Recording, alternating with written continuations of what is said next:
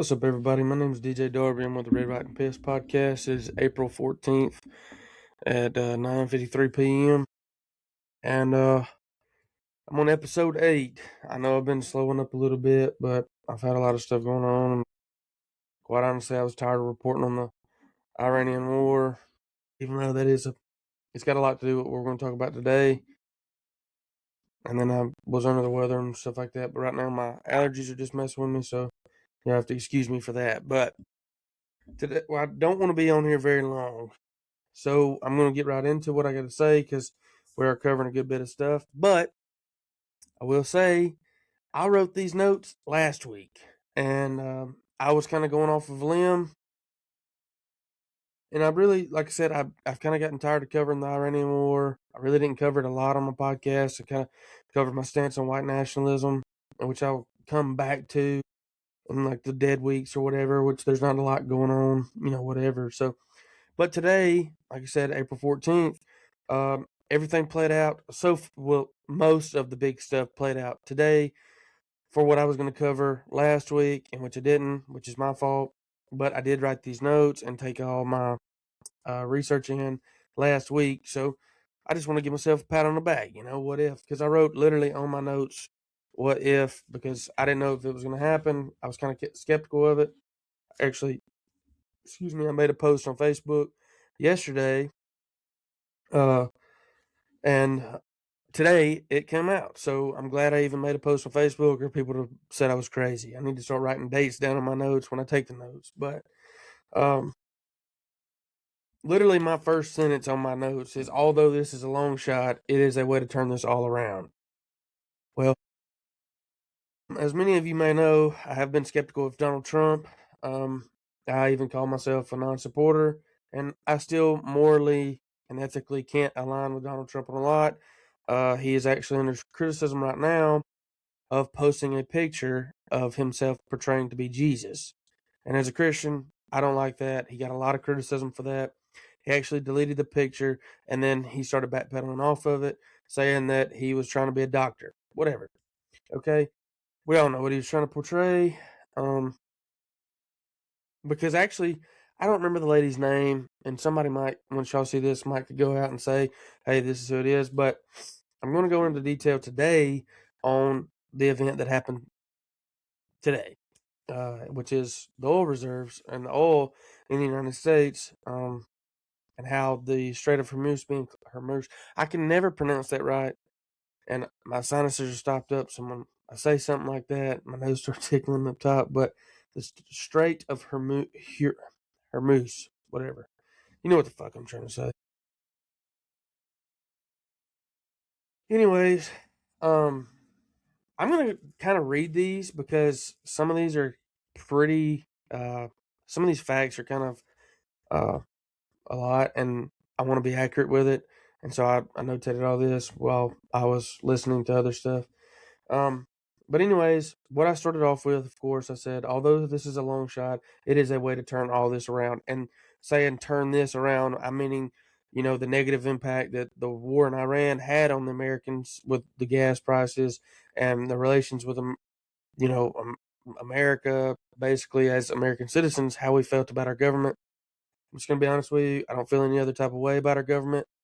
I still don't like the coalition with Israel and them being our allies. And then I don't mind them being our allies, but I also I don't want them to be as influential to our government as they are. I don't like the fact that they can basically dictate what we say and how we act and all this other stuff. But I feel like this was a big jump because, at some point we had to worry about them becoming a superpower by overrunning Iran. I think we have secured our objective so far that wasn't notated because originally Trump's objective was to, deal with the nuclear stuff, the nuclear enrichment of Iran, and then their missile program, which we really haven't been able to impact at all. But I will give him this. He is playing chess, and everybody else is playing checkers. But I personally saw there being another objective to this that benefits America because, quite honestly, that's all I care about is the benefit of Americans and America as a country. So let's get into this. So, anyways, I say so. I'm gonna read this like I said. So we're fighting an unwinnable war in Iran and pissing off NATO by threatening Greenland, picking fights with Canada, Mexico, and Denmark and Colombia. So that's important because I named off all these countries, right? So you got uh, Greenland, where we obviously had said we were going to invade Greenland. This was probably the end of last year, I would say.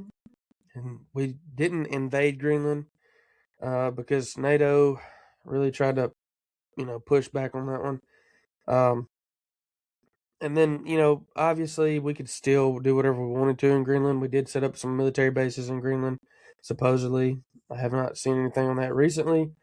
Um, let's see. We're picking fights with Canada.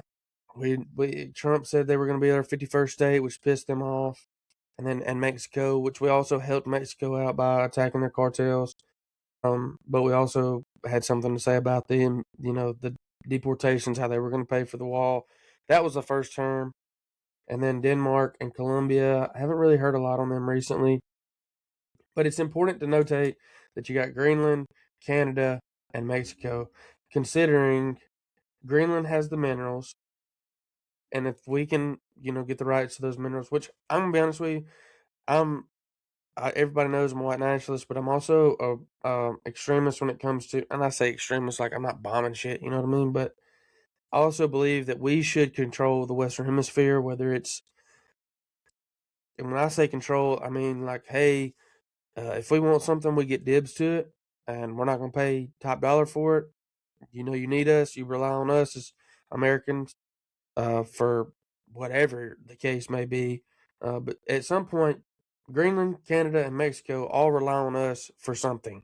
Um, and so, in turn, we need something from them because we've given, given, given. We haven't received anything from them but illegals and Canadian politics. But, anyways, so the next note I made was JP Morgan says the world will run out of oil by mid to late April. So, what if Trump does destroy the global economy?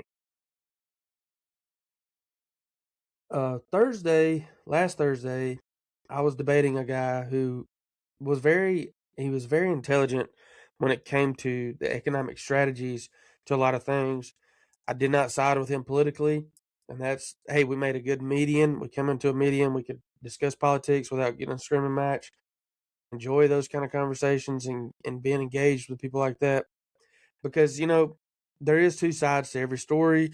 There's both sides of the fence, and I'm not saying one side's greener than another, but morally I align with one side, and I'm a very far right wingist, like farther right than Trump and anybody on MAGA. I've actually criticized the MAGA movement because they're not extreme enough, and they're not right wing enough for my beliefs. That's dealing with the Jews, but y'all know how I am about that. And it's important to understand that this is April 14th when this decision was made. Excuse me. It is April 14th. So I would say that's mid April. We got, the rest of April to go, but I would say we're in the midst of April. And then JP Morgan had said the world would run out of oil. And when he says that, he's saying everybody that relied, and I say when JP Morgan came out and said that, he's basically saying everybody who relied on Iran for oil, now is the time they will start running out because they can't get in that straight. So everybody's fuel prices went up. We obviously see that in America, and we blame Trump, and that's part of the process. I will give him that. Economically, we're going to struggle as far as paying gas prices. The fuel is going to skyrocket even now after this move was made, but there is a process to this. I said this same thing about the tariffs, and I was debating that guy. That's why I was telling y'all about this guy last Thursday on TikTok Live. But we were debating, and I said, hey man, I'm cool with tariffs because I believe in, you scratch my back, I scratch yours, but I'm not getting my fucking back scratched by this, and I haven't been for a very long time. People that are shipping goods over here, they're not paying the same prices that we are to ship goods there, and that's not fucking fair. I mean, even Vietnam, like I think they were over 90% on the difference for us and them, and I don't agree with that. And those policies were put in place for a very long time prior to this Trump administration, prior to really my lifetime. I'm 27 years old. Um, and so a lot of this stuff, it needed to change. It took Trump coming in and changing it. And I believe economically, he's one of the smarter people in the world uh, as far as politics goes. Uh, but he is playing chess. I'm going to give him that. Hope this plays out in flourishing, and I'm going to get into that too. I think the long-term goals to this war in Iran is slowly coming about. It's taking us a little bit longer, but it's happened. So, um, when I said, so what if Trump does destroy the global economy? The economy is going to struggle for a little bit. I'm not sugarcoating nothing for anybody. Uh, gas prices will remain the same for a while. Stuff is going to be it's going to be a struggle, but I would endure these struggles for a better future for my kids in this country. Not saying any of this can be undone and ruined by uh, even a Democrat, or somebody that's not got the economic mindset. But if he does get these bills signed and these acts signed that they're kind of irreversible and would be dumb to do, uh, I can get with this. I'm in agreement with this, and I will side with Trump on this, and I kind of like to be able to do that, but morally I still can't because the Epstein files, some of the comments he's made and the pictures he's posted about portraying to be Jesus and the relationship with Israel. And I've made an episode. I don't remember which episode it was. If somebody wants to go back and look, they can. But I did make an episode on how Trump could save this, and my biggest deal was getting rid of the relationship with Israel. I think he's taking too much money from Israel and AIPAC that he can't do that without losing his life. I think that uh, the assassination attempt on him twice, I think that had something to do with Israel, and they were trying to show their hand and say, "Hey, if you do not work with us, we will shoot you and kill you." And here's your two attempts, for example. I think how I think this happened is, and I haven't said this before, but I do think that those two assassination attempts and how secretive they are about it now, even to this day, like, wouldn't you want to know who tried to kill you and more about them and who put that up together? I think he knows who did all that. I think what happened was they came to him, his first administration, he had nothing to do with Israel, quite honestly. And then this administration or this term, he was going to say, "Hey, I'm not going to deal with this. I'm not going to do this for Israel. I'm not going to be y'all's little proxy for Israel. I'm not going to do all that." And they were like, "Hey, we will kill you if you don't." And that was their show of hand right there, I believe. Uh, so I think he's kind of scared. And I'm going to be honest with you, I still don't agree with it. I don't like it at all. But if you try to kill a man twice and he survives, there's kind of there. I'll get in the whole show on that, but I'm kind of getting off topic on this, so I need to stay on it. But Israel is a problem, and in order to fix this presidency and this country, we have to get rid of the relationship with Israel. That's obvious to a lot of people, especially people. I think it was under 50. The percentage is astronomical, but anyways, here we go. Here's your facts. Okay, the world right now gets 20% of its oil from the Middle East, and when I say 20%, I'm talking about the whole world gets 20% of the oil from Iran, which are the Middle East, which goes through the Strait. Japan gets 75%, India gets 60%, China gets 50%. Europe is also heavily dependent. So when I say that is like, hey, we have to remember Japan, China, India, and most of Europe and how dependent they are on the Strait of Hormuz. And all these countries really, if you think about Japan, they have a lot of money. India has a lot of money. China has a lot of money. And China, here's a fun fact about China. China is a manufacturing superpower.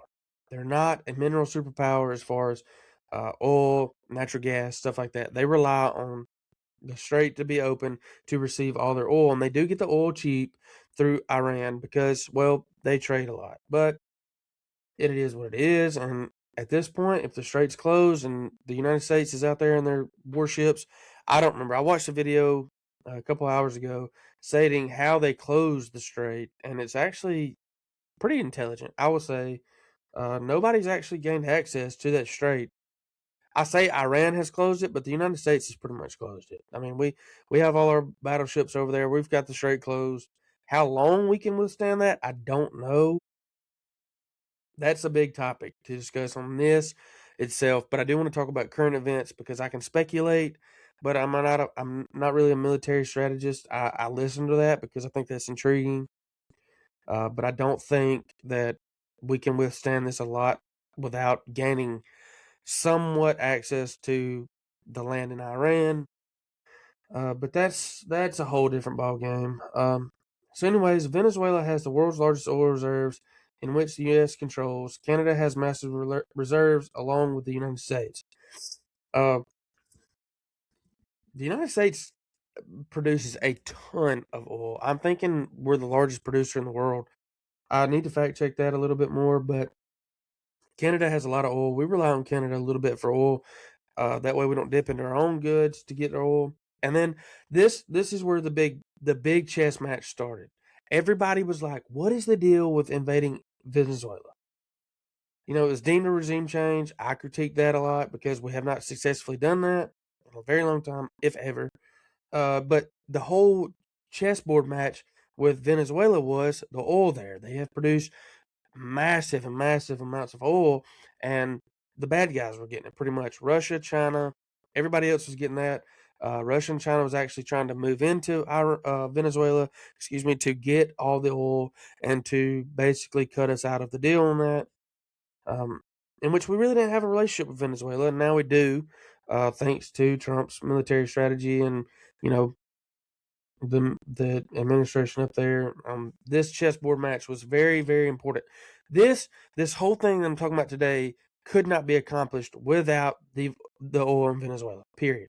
I do not believe that we could have accomplished this without the oil in Venezuela. Period. I think that was a very big step. This was uh, a show of force by the United States. I think that it was also like, hey, we're gonna do what the fuck we want, okay? And that's what I like. I like that.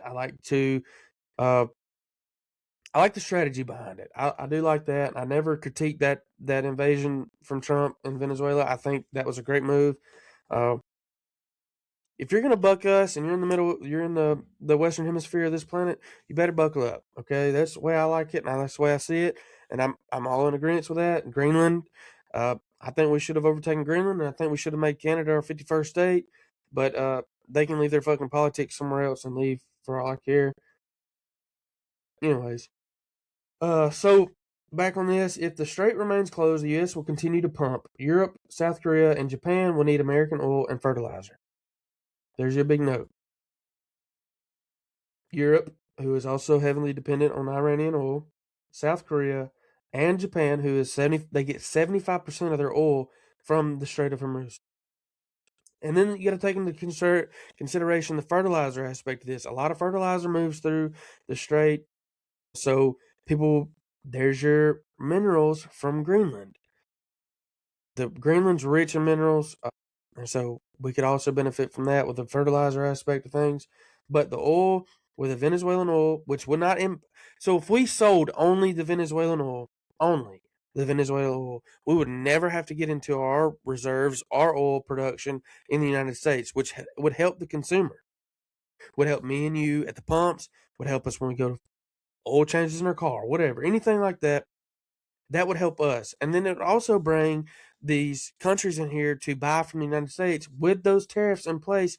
If we could actually get that done, the tariffs in place would also go on to the oil reserves. Like it's a big chess match here. It's a lot of stuff that's very important to this strategy that Trump has tried to do.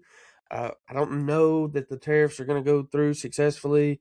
I know that they've critiqued him to death on that, but I do believe that if this goes into play correctly, if we could put tariffs on these countries coming over here to get oil, we could fix the big picture here.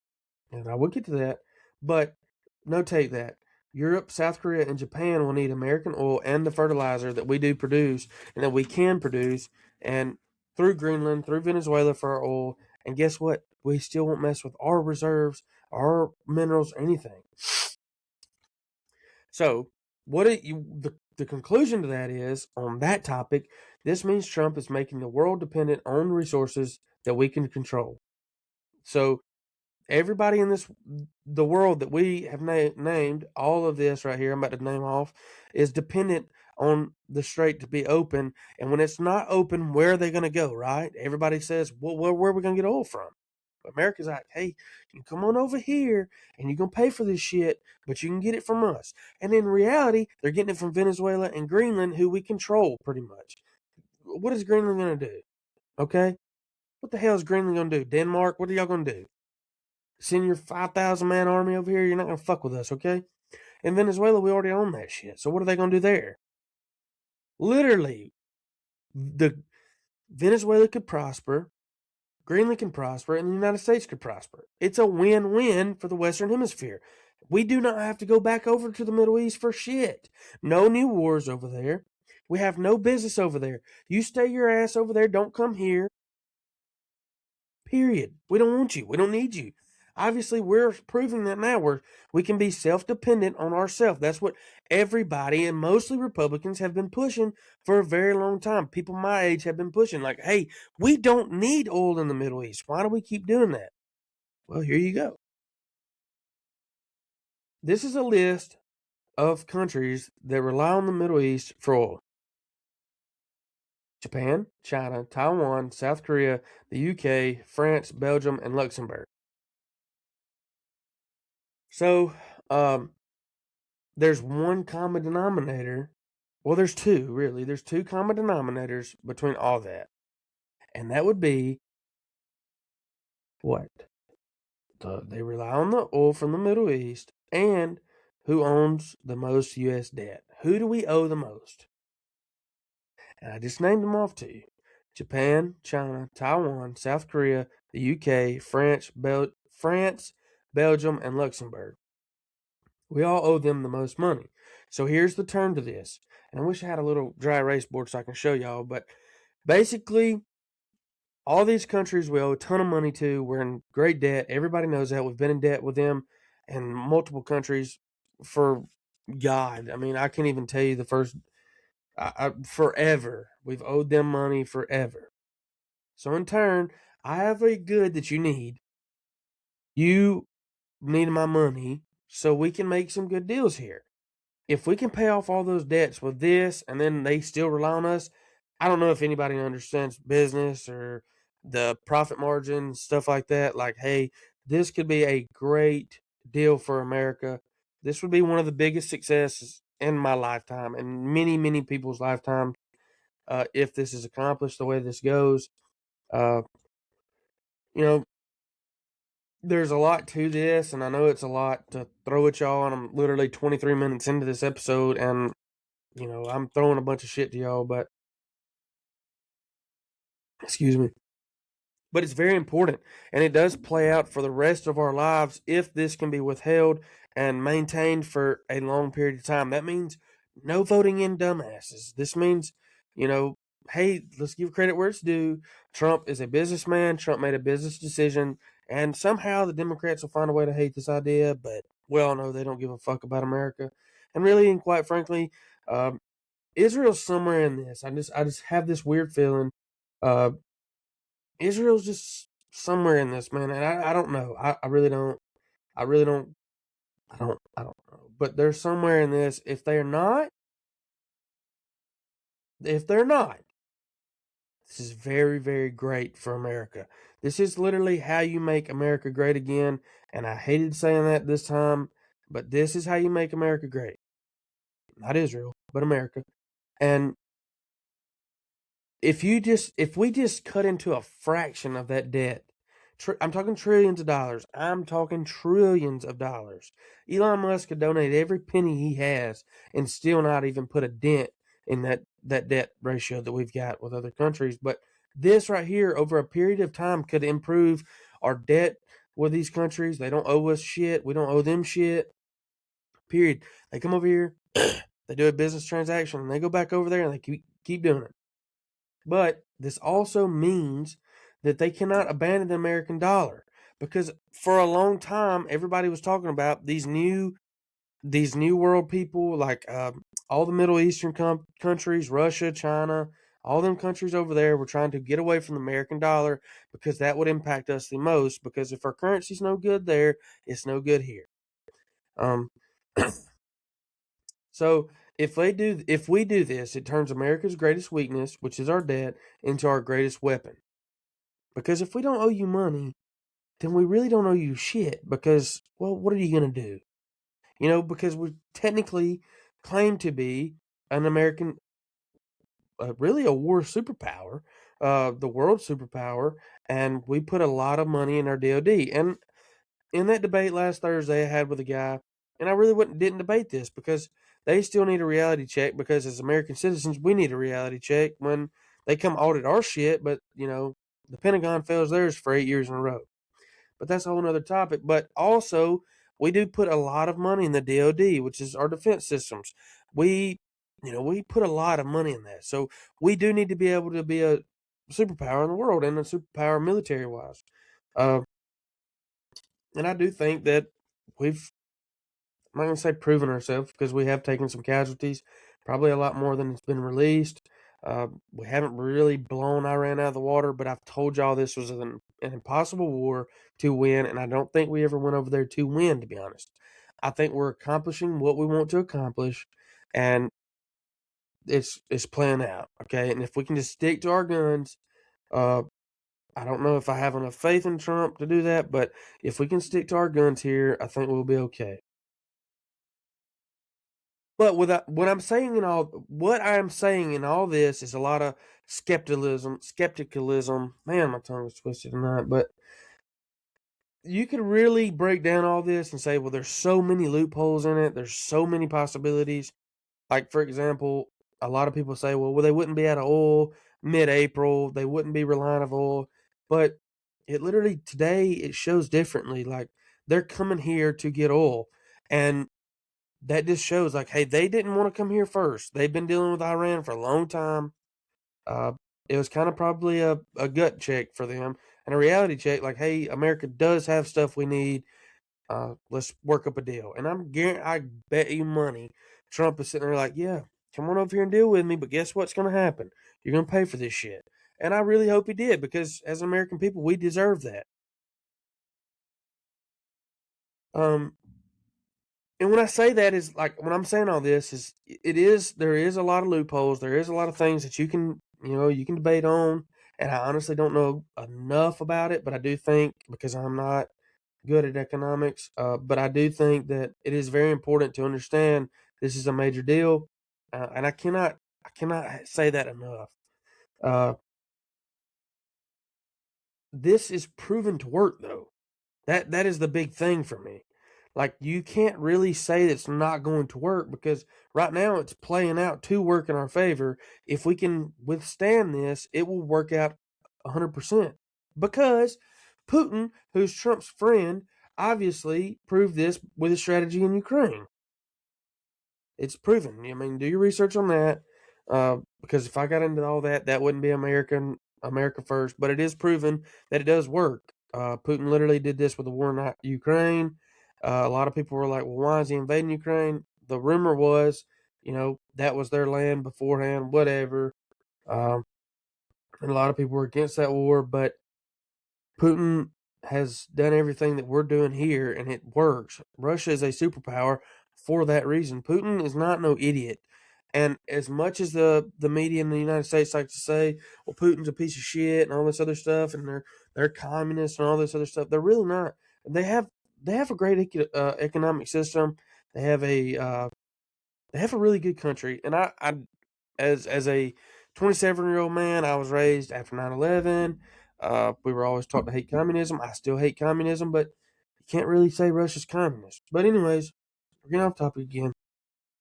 So, what aspect of everything does this benefit? We've already covered, economically this is great, but where do all these countries?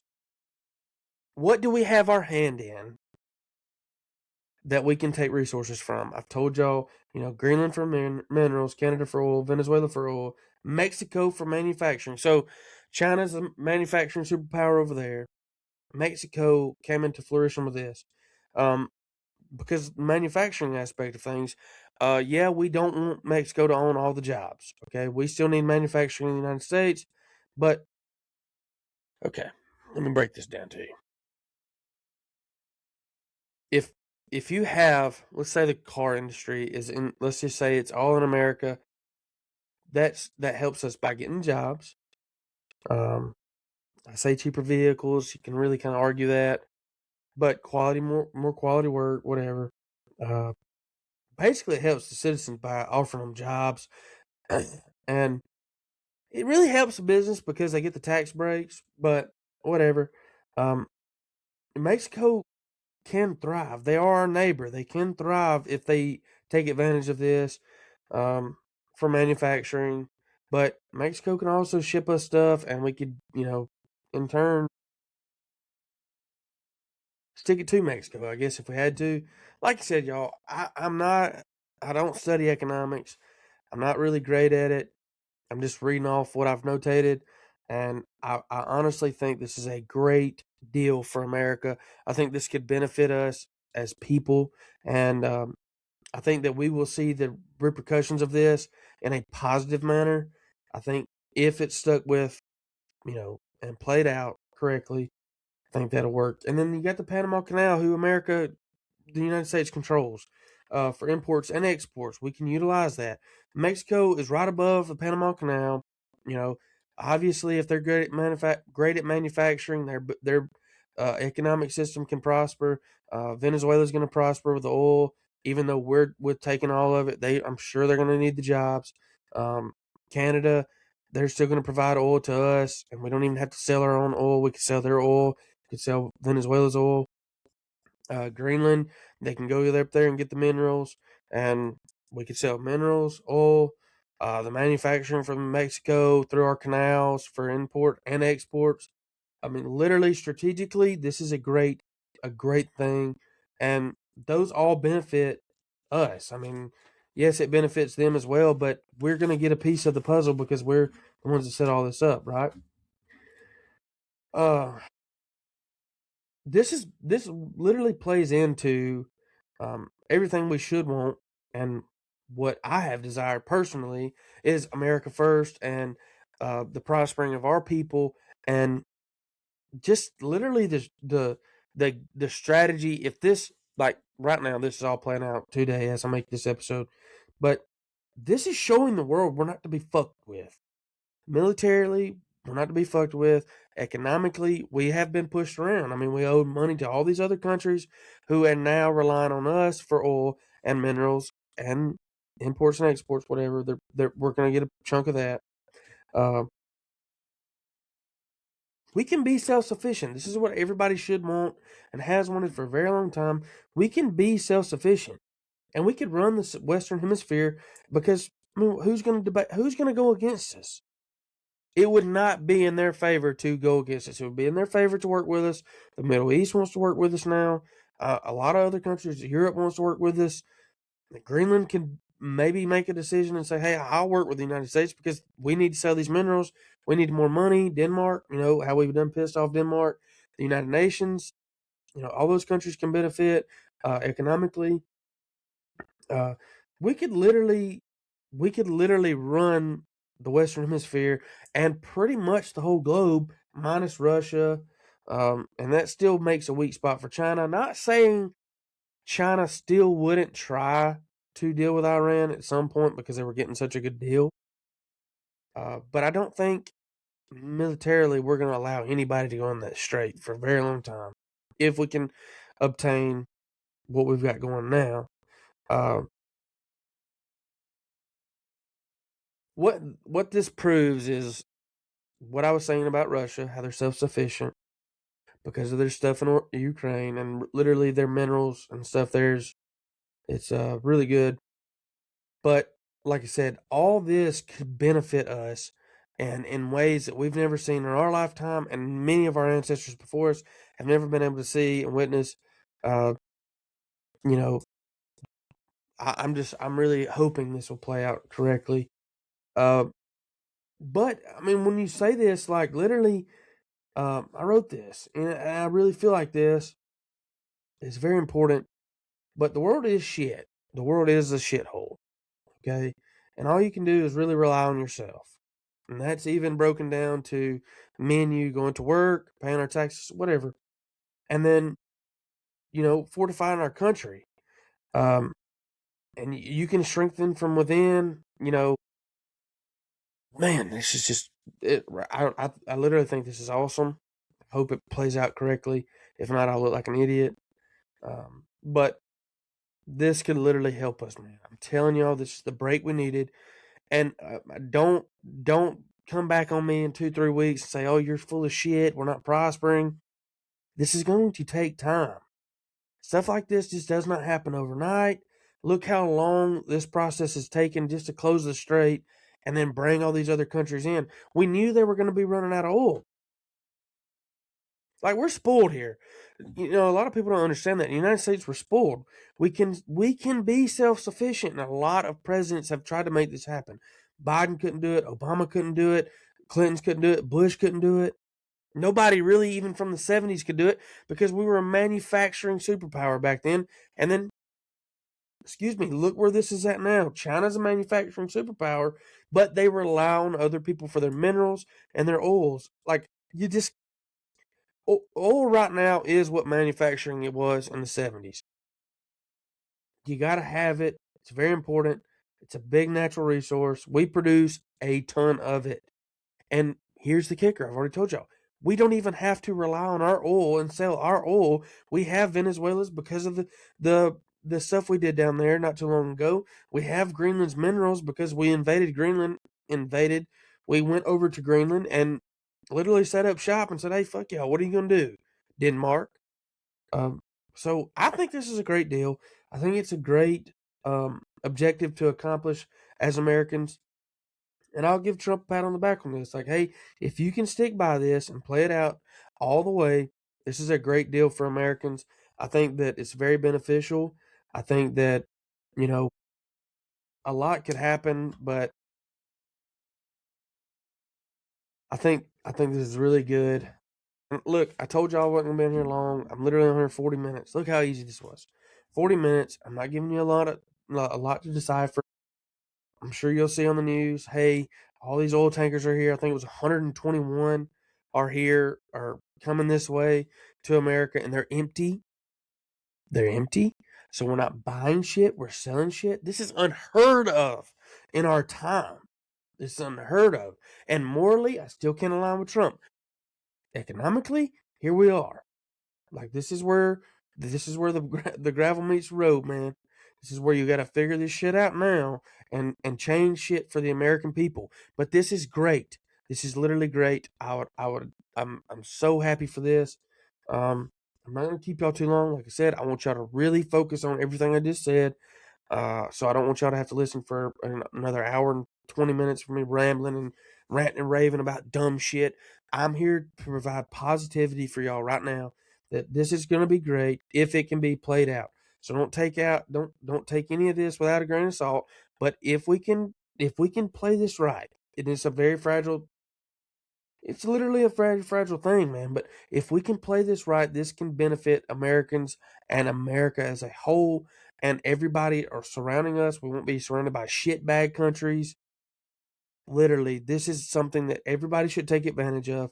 And as Americans, we're gonna have a little problem here financially for a little bit, but it's part of it. We're gonna have hardships.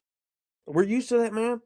As Americans, we got through the Great Depression. We got through this, man. We will get through this if we can just see the future, the light at the end of the tunnel, and we can say, hey, I'm going to pay this highest gas prices. I know it sucks. I'm going to pay these highest gas prices, but this will benefit me in the long run. And Trump does have a plan. This could be awesome. We're going to have to do this right, but I think we can do it. I know we can do it. We're going to do it. I'm excited to see it. Anyways, I'm gonna leave y'all out at 40 minutes. I'll cut it off at 40 minutes.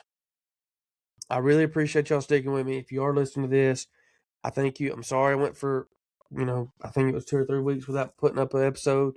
But like I said, y'all can catch me on live on Thursday nights. I might not do one this week. I might do another podcast episode, depending on what I can see from this and what I can gather in the meantime. And I might do one.